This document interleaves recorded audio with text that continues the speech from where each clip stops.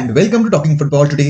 আর আজকের এই ভিডিওতে আমরা আলোচনা করব ATK Mohun Bagan versus Jamshedpur FC ম্যাচটির সম্পর্কে। তো ভিডিওটা ভালো লাগলে লাইক এবং শেয়ার অবশ্যই করে দিও, এবং তোমরা যারা এখনো এই চ্যানেলটাকে সাবস্ক্রাইব করোনি, কিসের ওয়েট করছো, অবশ্যই সাবস্ক্রাইব করে নিও এরকম ডেইলি ইন্ডিয়ান ফুটবল আপডেট পাওয়ার জন্য। তো চলো বন্ধুরা, আজকের এই ভিডিওটা আর দেরি না করে শুরু করা যাক। Today's video is sponsored by OneFootball. OneFootball is definitely the best football app out there in the market, and it's just absolutely free. Catch all the latest updates of Indian football as well as world football in just one tap. From live scores to live player updates, fixtures and latest transfer news, OneFootball has everything that you could possibly need and more. It has over 200 different leagues in 12 different languages, and it's the only football app that I've installed in my phone. So if you want to try it out yourselves, make sure you use the link provided in the description below and download it for free. Or if you're watching this video on desktop, then you can use the QR code on the top corner of the screen by scanning it from your phone camera, which will directly take you to the download page where you can download OneFootball and enjoy football at its best. So thank you OneFootball for sponsoring this video. তোমরা যারা সব সময় international ফুটবলের খবর রাখতে ভালোবাসো, তোমার প্রিয় বিদেশি ক্লাবের সমস্ত খবর এক জায়গাতে পেতে চাও, OneFootball is the perfect app for you. ISL এরও সমস্ত আপডেটস তোমরা OneFootball এ পেয়ে যাবে। অবভিয়াসলি লাইভ স্কোরস থেকে শুরু করে লাইভ প্লেয়ার স্ট্যাটিস্টিক্স সবটাই OneFootball তোমাদের মতন সমর্থকদের জন্য খুব ইজিলি এবং খুব সুন্দরভাবে তুলে ধরে, এবং এরই সাথে ISL এর গ্লোবাল ব্রডকাস্টার OneFootball। তো সেই কারণে গ্লোবালি তোমরা OneFootball এর মাধ্যমে ISL দেখতে পারো অ্যাবসলিউটলি ফ্রি। তো সেই কারণে যারা এখনো OneFootball ডাউনলোড করোনি, নিচে ডেসক্রিপশন লিংক দেওয়া রয়েছে, তোমরা সেখান থেকে গিয়ে এই অ্যাপটাকে ডাউনলোড করে নিতে পারো এবং এনজয় করতে পারো ফুটবল অ্যাট ইটস বেস্ট। তো যাই হোক, আমরা ফিরে আসবো আজকের মেইন টপিকে, এবং সেটা হচ্ছে এটিকে মোহনবাগান নামছে জামশেদপুরের এগেনস্টে খেলতে after a very disappointing defeat against Mumbai City FC। 5-1 ব্যবধানে হারার পর এটিকে মোহনবাগান কিরকম ভাবে কামব্যাক করে বা কিরকম ভাবে তারা মেন্টালি এই পুরো ব্যাপারটাকে ওভারকাম করে, এটা কিন্তু দেখার বিষয় হবে। বিকজ অবভিয়াসলি এত বড় ব্যবধানে হারার পর পুরো দলেরই মোরাল অটোমেটিক্যালি ডাউন হয়ে যায়, একটা কনফিডেন্সের মধ্যে মানে কি বলবো, মানে কনফিডেন্স ভীষণ রকম ভাবে কমে যায় যে কোনো প্লেয়ারের, যে কোনো দলের। তো সেই কারণে এটিকে মোহনবাগান একটা চ্যাম্পিয়ন টিম প্রায় বলতে পারো, বিকজ এই দলে যে প্লেয়ার্সরা রয়েছেন তারা ISL জিতেছেন এবং এদের মধ্যে ISL চ্যাম্পিয়ন হওয়ার দক্ষতা রয়েছে। তো সেই কারণে they have very experienced and matured players, যারা এর আগেও এরকম রেজাল্টস দেখেছে। নাসাফের এগেনস্টও যারা 6-0 গোলে তারা হেরে এসেছিল, তারপরেও ISL একটা দুর্দান্ত শুরু এটিকে মোহনবাগান করে। বাট এটিকে মোহনবাগান ISL এ ওরকম একটা স্কোর লাইনে হারবে এটা হয়তো কেউ এক্সপেক্ট করেনি। তো সেই কারণে এটা সবাই তাকিয়ে রয়েছে যে এটিকে মোহনবাগানের রেসপন্স কিরকম হয় জামশেদপুর ম্যাচে, বিকজ এটিকে Mohun Bagan needs to come out and make a statement যে that was just a bad day at the office. এবং সত্যি বলতে এটিকে মোহনবাগান কিন্তু অফিসিয়ালি কমপ্লেনও করেছিল FSDL এ, এবং মানে ISL রিপ্রেজেন্টেটিভদের যেই এরকম রেফারিং হয়েছে অন্তত 3টে গোলের ক্ষেত্রে এটিকে মোহনবাগান কমপ্লেন করেছিল। এবং সেই কারণে শোনা যাচ্ছে সেই কমপ্লেন্টের এগেনস্টে হয়তো অ্যাকশনও নেওয়া হতে পারে, এবং যিনি রেফারি ছিলেন তাকে হয়তো সাসপেন্ড করা হতে পারে কয়েকটা ম্যাচ। সেটা এখনো কনফার্ম নিউজ নয়, বাট কয়েকটা জায়গা দেখলাম যে কয়েকটা মিডিয়া আউটলেট এই খবরটা করেছে। তো সেই কারণে এটা কনফার্মেশন পেলে তোমাদের জানাবো। But obviously I think there has to be some punishment for the referees as well for this kind of decisions. যেরকম প্লেয়ারদের এগেনস্টে শাস্তি হয়, কোচদের এগেনস্টে শাস্তি হয়, বাট রেফারিং এর ক্ষেত্রে কোনো রকমের শাস্তি দেওয়া হয় না, জাস্ট ছেড়ে দেওয়া হয়।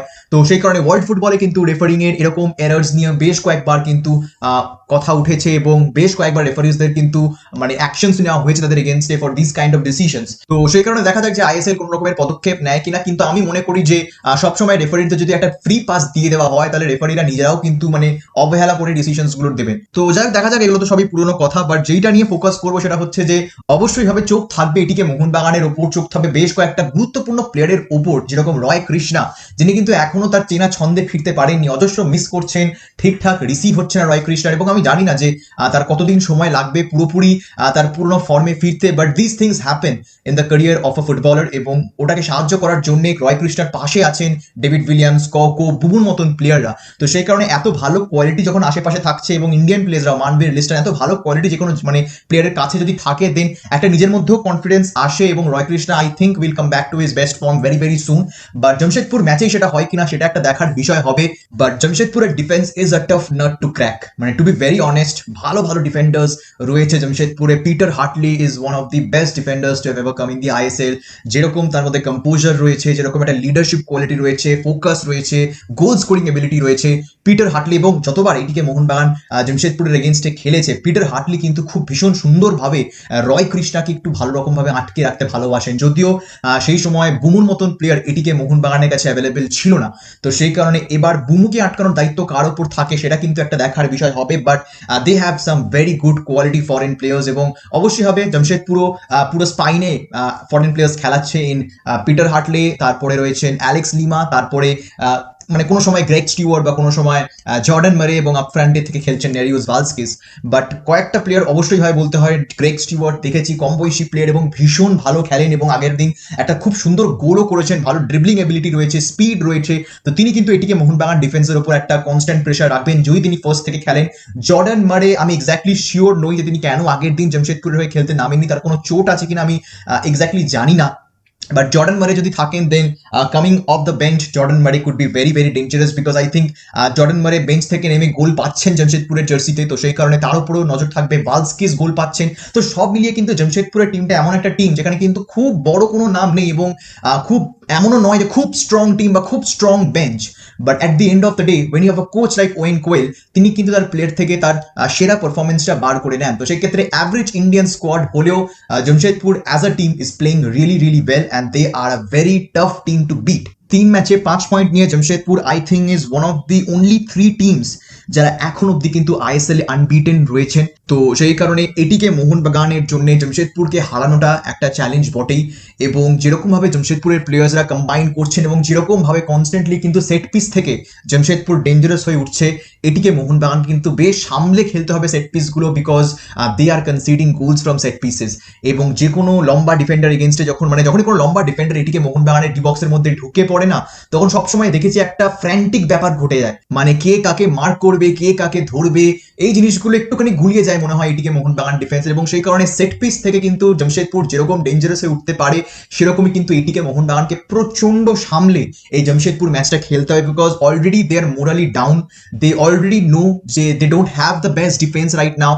এবং যেটা গতবার তাদের একটা কি বলবো, মানে একটা কনফিডেন্স ছিল যে we have a rock solid defence, সেটা যেরকমভাবে মুম্বাই সিটি এফসি আগের দিন ধ্বংস করেছে, সেটা অবশ্যই হবে একটা মানে প্রেশারে রাখবে এটিকে মোহনবাগান ডিফেন্সকে। দেখার বিষয় হবে হাবাস ডিফেন্সে কোনো রকমের পরিবর্তন আনেন কিনা, বিকজ আমি মনে করি যে 3 ব্যাক সিস্টেমে হাবাস যদি খেলান তাহলে আরো বেশি জামশেদপুর চান্স ক্রিয়েট করবে। এবং if you play Manvir Singh and Liston Colaco as wing backs, তাহলে তো আরো বেশি জামশেদপুর চান্স ক্রিয়েট করার সুযোগ পাবে। তো সেই কারণে আমি মনে করি প্রপার 4 ব্যাক সিস্টেমে অ্যান্টোনিও হাবাস যদি তার দলকে নামান, যেখানে রাইট ব্যাকে just if you don't have Thiri available, then play Karl McHugh and Pritam Kotal as center back, play Ashutosh Mehta or Probir Das as right back. You have that option. তুমি কেন Manvir Singh right wing back খেলাবে when you can play him as a proper right winger or a proper striker? তুমি কেন Liston Colaco left wing back খেলাবে যখন you have a chance to make him play as a proper left winger? তো সেই কারণে I don't understand this concept. কখনো click করে যায়, কখনো করে না। এবার কখন করবে কখন করবে না এটা তো জাস্ট ম্যাচের মধ্যে আমরা বুঝতে পারবো। বাট হাবাস অবভিয়াসলি খুবই একটু কি বলবো, মানে একটু তার মধ্যে অ্যারোগেন্স রয়েছে। তিনি যে ফরমেশনটা ফিক্স করে রাখেন যে না আমি এই দলই মানে এই ফরমেশনে আমার দলকে খেলাবো, তিনি সেটাই করেন।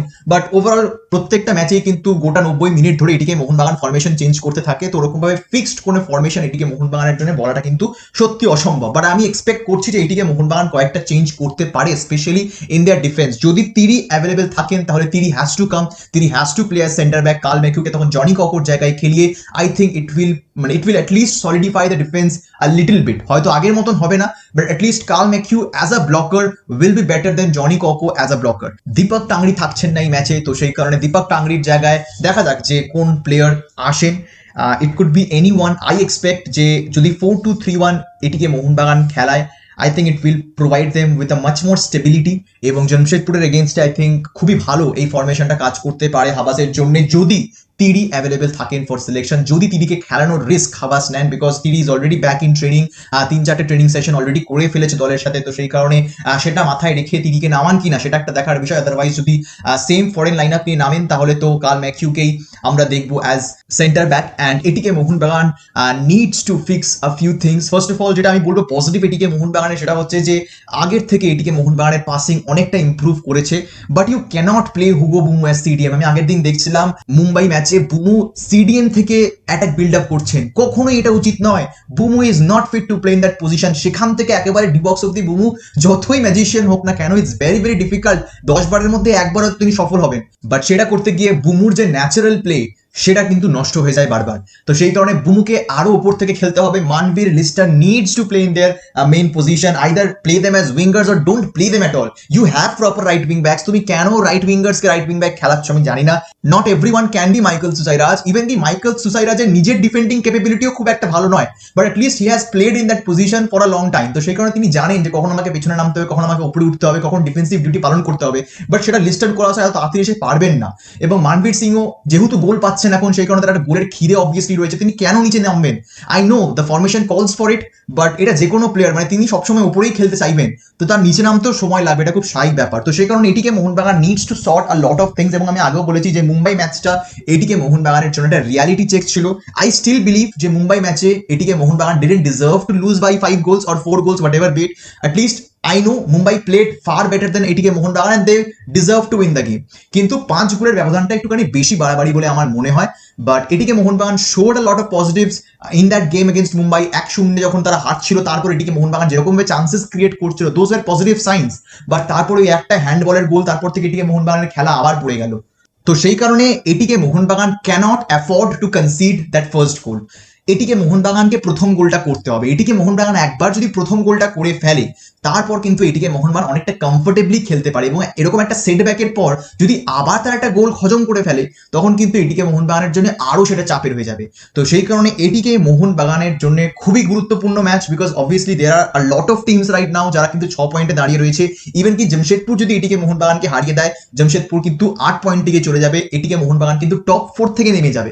It's still early stages of the league, but এটিকে Mohun Bagan needs to accumulate more and more points, because এখনো কিন্তু প্রত্যেকটা দল যারা নতুন এসছে, নতুন সেট আপ হয়েছে, তাদের কিন্তু আরেকটু সময় লাগবে। এবং সেকেন্ড হাফে কিন্তু এই দলগুলো আরো ভালো খেলবে বলে এখন আমার মনে হচ্ছে। এখন তারা যেরকম খেলছে এর চেয়ে বেটার খেলবে, এর চেয়ে আরো বেশি ইমপ্রুভড ভাবে খেলবে এই প্রত্যেকটা দল সেকেন্ড হাফ অফ আইএসএল এ। তো সেই কারণে এটিকে মোহনবাগান যখন একটা সেট টিম, যখন একটা আগের বারের ফাইনালিস্ট, তো সেই কারণে কিন্তু এটিকে মোহনবাগানকে ফার্স্ট রাউন্ড অফ ফিক্সচার্সেই সব থেকে বেশি পয়েন্ট তুলে নেওয়ার চেষ্টাটা করতে হবে। তো সেই কারণে জামশেদপুর ম্যাচে এটিকে মোহনবাগানকে নামতে হবে পুরো 3 পয়েন্ট তোলার জন্য। দলটার মধ্যে ক্যাপাবিলিটি রয়েছে, এর মধ্যে কোনো সন্দেহ নেই। এটিকে মোহনবাগান পারে জামশেদপুরকে হারাতে, but Jamshedpur under Owen Coyle they have the capability to defeat a side like ATK Mohun Bagan, এটা আমি মনে করি। So there could be a few surprises or this could be a one sided game, but একটা এক্সাইটিং ম্যাচ হবে, এটা আমরা বলতে পারি। তো সেই কারণে অবশ্যই সমর্থকরা জানি যে তোমাদের কি মনে হয় যে এই ফিক্সচার থেকে তোমরা কি এক্সপেক্ট করছো, তোমাদের কি বক্তব্য আমার কমেন্ট সেকশনে জানাতে কিন্তু একদম ভুলো না। আপাতত আজকের এই ভিডিওটা আমি এখানে শেষ করলাম। যদি ভিডিওটা ভালো লেগে থাকে তাহলে লাইক এবং শেয়ার অবশ্যই করে দিও। এবং তোমরা যারা এখনো এই চ্যানেলটাকে সাবস্ক্রাইব করোনি, কিসের ওয়েট করছো, অবশ্যই সাবস্ক্রাইব করে নিও এরকম ডেইলি ইন্ডিয়ান ফুটবল আপডেট পাওয়ার জন্য। দেখা হবে তোমাদের সাথে পরের ভিডিওতে। আর এই ভিডিওটা দেখার জন্য তোমাদের সবাইকে জানাবো ধন্যবাদ।